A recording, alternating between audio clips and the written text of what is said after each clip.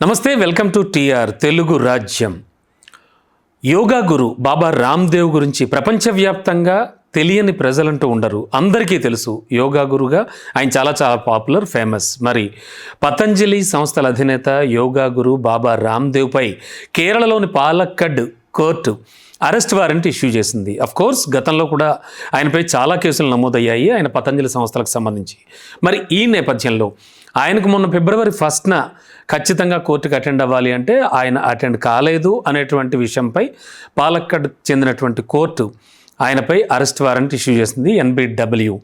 మరి ఈ నేపథ్యంలో ఆయన భవిష్యత్ ఏమిటి, ఏం చేయబోతున్నారు, ఇవన్నీ కూడా మనతో మాట్లాడడానికి, విశ్లేషణ అందించడానికి సీనియర్ జర్నలిస్ట్ భరద్వాజ్ గారు మనతో పాటు ఉన్నారు. సార్ నమస్తే. నమస్తే సార్, యోగా గురు చాలా popular name, it's a brand, అదేదో సినిమాలో చెప్పినట్టు. మరి బాబా రామ్దేవ్ గతంలో కూడా చాలా చాలా ఎలిగేషన్స్ వచ్చాయి, మనం మాట్లాడుకున్నాం కూడా చాలా సందర్భాల్లో. ప్రస్తుతానికైతే ఆయన మీద అరెస్ట్ వారెంట్ ఇష్యూ అయింది. కోర్స్ ఆయన లీగల్ టీం చూసుకుంటుంది, వేరే విషయం. అంటే ఈ టోటల్ ఎపిసోడ్ ఎలా అర్థమవుతుంది సార్? అంటే లీగల్ టీం చూసుకోవటం కన్నా కూడా ఈయన ఫిజికల్ అపీరెన్స్ అడిగింది కోర్టు. అడిగినప్పుడు ఈయన వైలేట్ చేశాడు, దాన్ని వెళ్ళలేదు. వ్యక్తిగతంగా హాజరవ్వాలని అడిగారు. వ్యక్తిగతంగా హాజరు కాకపోవడం వలన ఇప్పుడు వారెంట్ ఇష్యూ అయింది. ఈ వారెంట్ ఇష్యూ అయిన తర్వాత ఈయన నెక్స్ట్ ప్రోగ్రామ్ ఏమిటంటే ఈయన వెళ్ళి రీకాల్ పిటిషన్ వేసుకుంటాడు. ఈయన లాయర్లు వెళ్ళి రీకాల్ చేయమని అడుగుతారు. ఈ రీకాల్ పిటిషన్ యాక్సెప్ట్ అవ్వాలి అంటే కనుక ప్రాసిక్యూషన్ నుంచి అంగీకారం కావాలి. ప్రాసిక్యూషన్ నోటీస్ ఇవ్వమని చెప్పినటువంటి ప్రాసిక్యూషనే రీకాల్ పిటిషన్ యాక్సెప్ట్ చేస్తుంది అనుకోవడం భ్రమ. సో అక్కడ కొంచెం ఆర్గ్యుమెంట్ జరుగుతుంది, టెక్నికాలిటీస్ ఉన్నాయి. ఇదే జరుగుతుంది ప్రతి చోట. అంటే యాక్సెప్ట్ చేయించాలి అంటే జడ్జి ఇస్తాడు కదా సార్, అంతే కదా? లేదు, జడ్జి గారు అడుగుతాడు ప్రాసిక్యూషన్. అంటే NBW ఇష్యూ కావడానికి ముందే ఆర్గ్యుమెంట్ జరిగింది అక్కడ. ఎందుకు హాజరు కాలేదు అనేది ప్రశ్న. అవును, హాజరు కాలేకపోవడానికి ఉన్నటువంటి రీజన్స్ ఈయన తరఫున ఎవరైతే డిఫెన్స్లో ఉన్నారో లాయర్లు వాళ్ళు కోర్టుకు చెప్పుంటారు ఆబ్వియస్లీ. అయితే ప్రాసిక్యూషన్ కుదరదు, ఇతను రాడు అని చెప్పి బలంగా మాట్లాడి NBW ఇష్యూ అయ్యే పరిస్థితి తీసుకొచ్చారు, ఇష్యూ చేశారు. ఇప్పుడు రీకాల్ పిటిషన్ యాక్సెప్ట్ చేయాలంటే ప్రాసిక్యూషన్ ఒపీనియన్ అడుగుతాడు జడ్జి గారు. ఎగ్జాక్ట్లీ సార్, నేను అదే అన్నాను. అడిగినప్పుడు ప్రాసిక్యూషన్ డెఫినెట్గా డినై చేస్తుంది, వద్దని చెప్తుంది, అరెస్ట్నే కోరుకుంటుంది. సో అదే జడ్జి గారు అదే వింటారు. కాబట్టి ఇప్పుడు ప్రాసిక్యూషన్ని, ఇప్పుడు జరుగుతున్నటువంటి కేసుల్లో మెజారిటీ ప్రాసిక్యూషన్ని ఎవరు కంట్రోల్ చేస్తారు? డిపార్ట్మెంట్ కంట్రోల్ చేస్తుంది ఆబ్వియస్లీ. సో డిపార్ట్మెంట్ని ఇన్ఫ్లుయెన్స్ చేయగలిగితే, అట్నుంచి ప్రాసిక్యూషన్కి ఒక మాట పెడితే, వీళ్ళు రీకాల్ పిటిషన్ యాక్సెప్ట్ చేస్తే అప్పుడు అడ్మిట్ అవుతుంది. అది అడ్మిట్ అయితే ఈయన వాయిదాకి హాజరవుతాడు. అంటే మళ్ళీ సేమ్ యాజ్ ఇట్ ఈస్, అంతే, యథా తథస్థితి అంటారు. అంటే హాజరైన తర్వాత విచారణ కొనసాగుతుంది. ఆఫ్ కోర్స్ అది ఇంకా రెగ్యులర్ ప్రాసెస్. లేదు, రీకాల్ యాక్సెప్ట్ కాకపోతే ఈయన కోర్టుకు వెళ్ళి సరెండర్ అవుతాడు. సరెండర్ అయిన తర్వాత బెయిల్ వేసుకుంటారు. ఆ బెయిల్ యాక్సెప్ట్ అయిపోతుంది. వెంటనే వాళ్ళు షూరిటీస్ ప్రొడ్యూస్ చేసి బయటకు వచ్చేస్తారు. అక్కడి నుంచి విచారణకు హాజరవ్వాలి.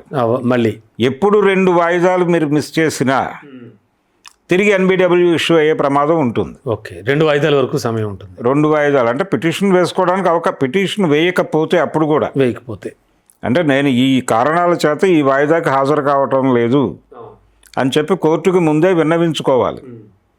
అలా విన్నవించుకుంటే కోర్టు గౌరవిస్తుంది వాళ్ళని. లేదంటే కనుక NBW ఇష్యూ అవుతుంది. ఇప్పుడు ఒక వాయిదానే ఆయన స్కిప్ అయింది. అవునండి, ఫిబ్రవరి 1. అది ఒక వాయిదాగా చూస్తున్నారు కానీ నిజానికి ఫస్ట్ అపీరెన్స్ అది. కాబట్టి ఖచ్చితంగా ఆయన ఫిజికల్ అపీరెన్స్ ఉండి తీరాలి అక్కడ. అందుకనే వారెంట్ ఇచ్చారు. అప్పుడు దాన్ని పట్టించుకోలేదు వాళ్ళు, అందుకని ఇష్యూ అయింది అది. Okay sir. సార్ అంటే సరే, ఈ ఇష్యూ పక్కన పెడితే కనుక, అంటే ఆయన ఒక యోగా గురుగా మీరు ఫిజికల్ అపీరెన్స్ అంటే నాకు అది కూడా బాగా గుర్తొస్తుంది. ఎందుకంటే ఆయన ఎంత పాపులర్ అంటే జనాల్లో మనకు తెలుసు, చూసాం. ఈయన పతంజలి పేరుతో ఒక బిజినెస్ చేస్తున్నారు. అందులో చాలా చాలా కొన్ని అంటే వ్యతిరేకమైనటువంటి కొన్ని పదార్థాలు ఏవో కలుపుతున్నారు. ఇలాంటి చాలా ఎలిగేషన్స్ వచ్చాయి ఆయన మీదట గతంలో. అంటే ఆయన యొక్క వ్యాపార సామ్రాజ్యాన్ని చూసి తట్టుకోలేక డెవలప్మెంట్ని ఇలా జరిగాయని కూడా మనం విన్నాం. అంటే ఓవరాల్గా ఏం మాట్లాడుకోవచ్చు రామ్దేవ్ గురించి? ప్రస్తుతం ప్రజలు ఆరోగ్యం దీని మీద బిజినెస్ నడుస్తుంది. సో చాలామంది ఒక చిన్న డైవర్షన్ అంటే బ్యాక్ టు రూట్స్ అనేది ఒకటి ప్రమోట్ చేయటం మొదలైంది చాలా కాలం క్రితమై. ఈ మొదలైన తర్వాత ఆయుర్వేదము ఇవన్నిటినీ కూడా ఎజెండాలోకి తీసుకొస్తున్నారు.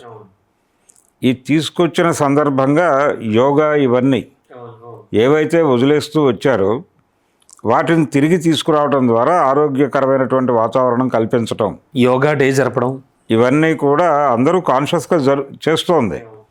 రెండోది, దీన్ని రాజకీయాలతో ముడివేసి కూడా నడిపే ప్రయత్నం చేశాడు ఆయన. రైట్ వింగ్ పొలిటీషియన్గా కూడా తనని తాను ఎస్టాబ్లిష్ చేసుకున్నాడు బాబా రామ్దేవ్. దీంతో పాటు వ్యాపార సామ్రాజ్యాన్ని విస్తరించాడు ఆయన. అవును, 1000 కోట్లు. ఈ విస్తరణ మీద కార్పొరేట్ల దృష్టి ఉంది.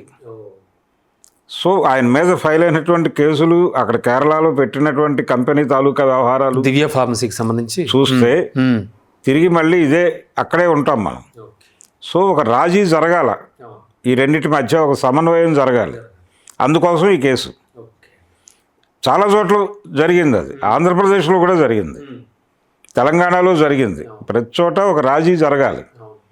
ఆ రాజీ జరిగిపోయిన తర్వాత ఎగ్జంప్షన్ వస్తుంది. అంటే చాలా చాలా చేతులు మారాలి, చాలా వ్యవహారాలు జరగాలి. లేదండి, అంటే ఈ వ్యాపారానికి సంబంధించి వీళ్ళు ఒక ఏరియా డిఫైన్ చేసుకుని ఓకే అలా ప్రయాణించాలి. ఆ ఏరియాలోకి నువ్వు రాకు. ఏరియా అంటే ఆ ఏరియా అని కాదు, కొన్ని మెడిసిన్స్, కొన్ని రోగాలకు సంబంధించిన ఏరియాలో వీళ్ళు ఉండకూడదు. ఓకే, వాళ్ళు అమ్ముకుంటారు అక్కడ. అదే అర్థమైంది. వీళ్ళు అక్కడ వేకేట్ చేయాలి. ఇది ఈ అడ్జస్ట్మెంట్, స్ట్రక్చరల్ అడ్జస్ట్మెంట్లు జరుగుతాయి. అంటే సార్, మరో ముఖ్యమైన విషయం ఏంటంటే ఆయన వ్యాపార సంబంధమైన ప్రకటనలు, ఆయన ఇస్తున్న ప్రకటనలు, ఆ ప్రకటనల్లో ఇబ్బంది అనేది కూడా ఇక్కడే అదే. అంటే అన్ని సర్వ జబ్బులు మేము తగ్గించేస్తామంటే కుదరదు. అవును, కొన్ని జబ్బులు తగ్గిస్తాం, కొన్ని జబ్బులు ఏరియాలో వాళ్ళు పనిచేస్తారు. సో మీరు చెప్పినట్టు, సో మీరు రెస్ట్రిక్ట్ చేసుకోండి మీ ఉపన్యాసాలు, మీ ప్రవచనాలు, మీ ప్రకటనలు. ఓకే, సో ఇది కంట్రోలింగ్. ఈ కంట్రోలింగ్లోకి ఏ మేరకు వస్తారు, ఎలా అడ్జస్ట్ చేసుకుంటారు అనేదే ప్రధానం. అంటే మరి ఆయుర్వేదానికి ఇండియా పట్టుగొమ్మ, ఏవో చాలా చాలా పెద్ద పెద్ద మాటలు అంటూ ఉంటారు. ఆయుర్వేదం మించింది లేదు. మరి అయినప్పటికీ కూడా ఈయన ఎందుకు, అంటే కేవలం విపరీతంగా బిజినెస్ డెవలప్ అవుతోందన్న విషయం మీదే అనుకోవచ్చా? బిజినెస్ డెవలప్ అవటం కాదండి, భారతదేశం టోటల్గా వాళ్ళ కంట్రోల్లో ఉంది. కార్పొరేట్ల కంట్రోల్లో భారతదేశం ఉంది. అంటే వరల్డ్ బ్యాంక్ రాజకీయమే నడుస్తోంది ఇక్కడ. మనం మార్కెట్ ఎకానమీలో ఉన్నాం. ఇప్పుడు మీరు యోగా చేస్తారు, లేకపోతే ఆయుర్వేదం వాడుకుంటారు, తద్వారా మీరు ఇదేంటి మిమ్మల్ని స్ట్రెంగ్థెన్ చేస్తుంది. ఒరిజినల్గా ఆయుర్వేదం సిద్ధాంతం ఏంటంటే మీకు బలాన్ని కలిగించడం ద్వారా ఆ రోగం నుంచి బయటకు తీసుకురావటం, అంతే తప్ప నేరుగా ఆ రోగం కలిగించే దాన్ని హ్యాండిల్ చేయటం ద్వారా ప్రస్తుతానికి మీకు ఉపశమనం లభిస్తుంది, కానీ మీ బాడీ వీకెన్ అవటం మొదలవుతుంది. సైడ్ ఎఫెక్ట్స్ ఉంటాయి. రూట్ కాజ్ అంటారు చూసారా, అక్కడి నుంచి సైడ్ ఎఫెక్ట్స్ మొదలవుతాయి. వేరే మెడిసిన్ వాడితే కానీ ఇమ్మీడియట్ క్యూర్ ఉంటుంది. అందుకని అటు వెళ్తారు చాలామంది. ఇది కొంచెం నెమ్మదిగా ఉంటుంది. అందువలన ఇటువైపుకి వెళ్ళటం కంటే ఇది బెటర్ అనుకుంటూ ఉంటారు. ఓకే, ఆరోగ్యపరంగా సంస్థాగతంగా మిమ్మల్ని డెవలప్ చేస్తుంది ఇది, అదే ఆయుర్వేదం అనేది. అందుకని ఆయుర్వేదం లేకపోతే మరొకటి ఎక్కడైనా దేశీయ పద్ధతుల్లో పెడితే ప్రతి చోట వాళ్ళకి ఆల్టర్నేటివ్ ప్రోగ్రామ్ ఉంటుంది. కానీ ఈ ఆల్టర్నేటివ్ ప్రోగ్రామ్స్ని కంట్రోల్ చేయాలి అని వాళ్ళు అనుకుంటున్నారు బలంగా. ఎందుకు అనుకుంటున్నారంటే వీళ్ళు మెడికల్ ఏరియాలో విపరీతంగా పరిశోధనలు జరుగుతున్నాయి, అనేక ఇన్స్ట్రుమెంట్స్ వస్తున్నాయి, డంప్ అయిపోతున్నాయి. ముఖ్యంగా 3వ ప్రపంచ దేశాలు అని చెప్తున్న వాటిల్లో విపరీతంగా ఈ మెడికల్ ఎక్విప్మెంట్ డంప్ అవుతుంది. ఈ డంప్ అయిన వస్తువులు ప్రతి హాస్పిటల్లోకి వచ్చేస్తున్నాయి. వాటిని వాళ్ళు రీపే చేయాలి. రీపే చేయాలంటే అవసరం ఉన్నా లేకపోయినా రోజుకు 2-3 దాని మీదకి ఎక్కించాలి. ఈ అనివార్యత బిజినెస్గా మారిపోయింది.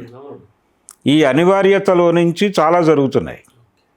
ఇవి జరగకుండా ఇప్పుడు అక్కడేమో మెడికల్ టెస్టులు ఉండవు, ఏది ఉండదు, ప్రాపర్ డయాగ్నోసిజం లేదు అక్కడ అనేది కదా ప్రధానమైన ఆరోపణ వీళ్ళది.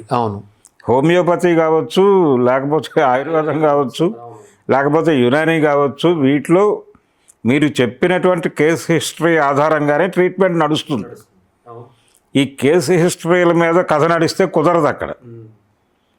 అక్కడ మీ వేలు దగ్గర నుంచి మొదలు పెడితే ప్రతిదీ చూడటానికి అనేక ఎక్విప్మెంట్ వచ్చి కూర్చుంటోంది అండ్ టెస్టులు, మరి విపరీతం టెస్టులు. ఆ టెస్టులు ఎలా నడవాలి? మీకు గుర్తుండేది అయితే 95లో చంద్రబాబు నాయుడు గారు ఆంధ్రప్రదేశ్లో ముఖ్యమంత్రిగా పదవి స్వీకారం చేసిన తర్వాత ఆయన కొద్ది రోజుల తర్వాత ఆర్ఎంపీ డాక్టర్ల మీద దాడులు జరిగినాయి విపరీతంగా. అప్పట్లో ఈ ఆర్ఎంపీలో ఆయుర్వేద వాళ్ళు కూడా ఉండేవాళ్ళు. వీళ్ళందరి మీద దాడులు చేసి వాళ్ళు చెప్పింది ఏంటంటే, మీరందరూ త్వరలో ఈ ఏరియాల్లోకి కార్పొరేట్ హాస్పిటల్స్ వస్తాయి ఏదో పేరుతో. గ్రామ సీమల్ని కాన్సన్ట్రేట్ చేశారు అప్పుడు. రూరల్ ఏరియా అంటే ఒక 10-15 గ్రామాలను కలిపి ఒక హాస్పిటల్కి ఛానలైజ్ చేయటం. ఆ ప్రాంతాల్లో అప్పటి వరకు బతుకుతున్నటువంటి ఆర్ఎంపీల ప్రోగ్రామ్ ఏంటంటే వాళ్ళందరినీ పట్టుకొచ్చి వాళ్ళ దగ్గర ఇప్పటికీ కూడా చూస్తున్నాం కదా సార్. ఇప్పటికీ ఏదైనా ఏజెంట్లుగా మారండి, మీరు ఏజెంట్లుగా మారతారా, రోడ్డు మీదకి వెళ్ళిపోతారు. ఆర్ఎంపీలు చెప్తూ ఉంటారు సార్, పర్టికులర్ హాస్పిటల్కి వెళ్ళండి నేను రాసిస్తున్నాను, అంతే. ఇప్పటికీ జరుగుతుంది. ఇప్పుడు రూరల్ మెడికల్ డిస్పెన్సరీస్ ఉన్నాయి. సో 95లో బీజం పడింది. ఇప్పుడు రూరల్ మెడికల్ ప్రాక్టీషనర్ అనే ప్రోగ్రాము గవర్నమెంట్ ప్రతి ఎంబీబీఎస్తో ఓత్ తీసుకుని పంపిస్తుంది అక్కడికి. ప్రతి డిహెచ్ఎంఎస్ స్టూడెంట్తోనూ ఓత్ తీసుకుని అక్కడ పంపిస్తారు. ఆయుర్వేదము ఉన్నాయి, దానిలో హోమియోపతి డిస్పెన్సరీస్ ఉన్నాయి, అలాగే అన్నీ ఉన్నాయి. వీళ్ళందరూ పని ఒకటే. ఇప్పుడు వచ్చిన వాళ్ళకి ఆ పూటకి ఇది తగ్గదండి మీకు హెడేక్ అనుకుంటున్నారు, కానీ ఈ హెడేక్కి రూట్ కాజ్ ఏదో ఉంటుంది కాబట్టి ఆ టెస్టులు చేయించుకోవాలి. అది చేయించుకోకపోతే మేమేదో మందిస్తాం, మీకు తగ్గిపోయిందని మీరు అనుకుంటారు, తగ్గిందని మేము అనుకుంటాం, కానీ రేపు పొద్దున్న మీరు ఉండకపోవచ్చు. చాలు, ఇంకెంతకంటే పెద్ద డైలాగ్ ఏముంది. అందుకని మీరు వెళ్ళి ఆ హాస్పిటల్లో చూపించుకోండి అంటారు, వెళ్ళిపోతారు. ఇది ఒక ప్రోగ్రామ్గా జరుగుతోంది. ఇందులో భాగంగానే ఇప్పుడు ఇక్కడ జరుగుతున్నటువంటి ప్రత్యామ్నాయ వైద్యము, లేకపోతే వీటన్నిటి యోగా ఆల్టర్నేటివ్, పతంజలి మీద జరుగుతున్న దాడి మీద కూడా పతంజలిని కంట్రోల్, ఇది తెలుసు ఆయనకి. ఈ ప్రోగ్రామ్ని స్పష్టంగా చదివాడు ఆయన. రామ్దేవ్ చదివి ఒక స్ట్రక్చరల్ అడ్జస్ట్మెంట్ చేసుకుంటూ వెళ్ళిపోతున్నాడు ఆయన. ఈ స్ట్రక్చరల్ అడ్జస్ట్మెంట్ ఎక్కడైతే ప్రాపర్గా జరగదో అక్కడ కేసులు వస్తాయి. వాటిని ఎలా హ్యాండిల్ చేసుకోవాలో ఆయనకు తెలుసు. సో ఈ కేసులో కూడా ఆయన అరెస్ట్ అవుతాడని నేను అనుకోవడం లేదు, జైలుకి వెళ్తాడని అనుకోవడం లేదు. ఇది అయిపోతుంది, ఇది సెటిల్ చేసుకుని బయటకు వచ్చేస్తాడు. Thank you sir, thank you so much. Thank you. Please do subscribe to Telugu Rajyam channel. Please do subscribe to Telugu Rajyam channel. Please do subscribe to Telugu Rajyam channel. Hi అండి, నేను మీ ఆర్పీని, నెల్లూరు పెద్దారెడ్డి చేపల పులుసు ఓనర్ని. మీరు తెలుగు రాజ్యం అనే ఈ యూట్యూబ్ ఛానల్ సబ్స్క్రైబ్ చేసుకుని మంచి మంచి వీడియోలతో వస్తారు. Thank you so much. Hi people, I'm Sonakshi Verma and you please watch Telugu Rajyam and please subscribe to the channel.